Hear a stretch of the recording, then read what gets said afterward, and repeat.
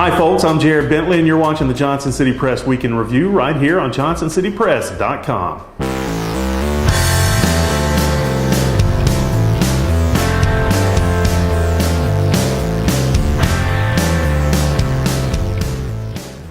After all the work and hours spent developing the K-8 school in Boones Creek, the project has yet another hurdle to overcome: sinkholes.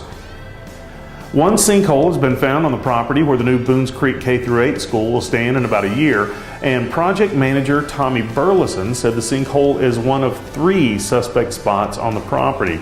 This sinkhole was found where the northernmost building is planned to be located, and the other 2 are in areas where the athletic fields are designated. Burleson said work has begun on fixing the sinkhole and that it shouldn't be a big issue moving forward. That's good news for the school. Let's hope that it is not a metaphorical omen of any sort. The opening of the region's first methadone dispensing clinic in Gray is rapidly approaching, and if you've got questions, we've got you covered. Just 15 months ago, Mountain States and East Tennessee State University leaders surprisingly announced their intent to jointly pursue the opening of a clinic, despite the region's unfavorable history with attempts to open methadone clinics.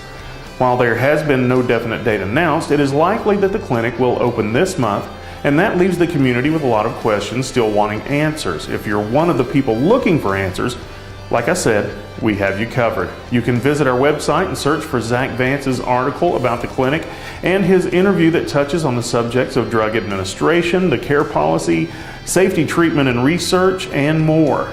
The article should address many of the concerns our readers have expressed since the clinic's initial announcement. Accused double murderer Eric Azotea is back in the news this week, as his defense team has been given until February 2018 to deal with the fact that his initial statement to police has been deemed admissible. This case began after Arthur Gibson and Amber Terrell were reported missing in Kingsport in April 2015. The investigation led Sullivan County Sheriff's detectives to Johnson City and ultimately to Azotea's residence in Carter County. Gibson and Terrell were murdered, dismembered, and had been burned and buried beneath his home. Azotea initially made a deal with investigators to tell them what happened in return for an immunity agreement for his girlfriend, Kristen Jones, who Azotea said had nothing to do with the slayings or the cover-up. Gibson had reportedly gone to Azotea's residence to sell him drugs, but there was some sort of confrontation, and Azotea allegedly shot Gibson and Terrell. Terrell's family said she had only known Gibson for about 3 weeks and had simply given him a ride that day. Their bodies were found April 22, 2015, after Azotea's arrest, when he made his initial statement. He will remain in custody while his case is pending.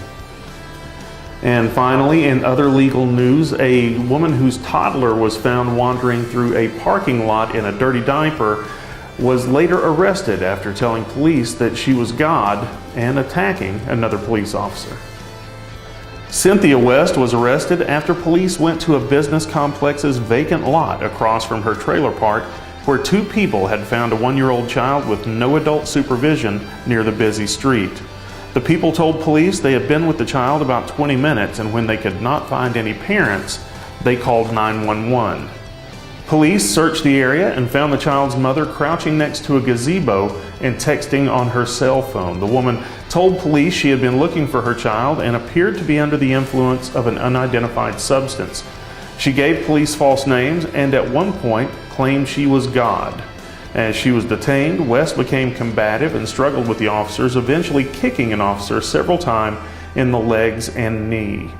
She was charged with child neglect, public intoxication, simple assault, resisting arrest, and criminal impersonation, and faced arraignment yesterday.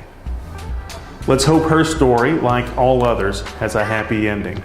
This has been the Johnson City Press Week in Review right here on jcpvideo.com. I'm Jared Bentley. Thanks for watching.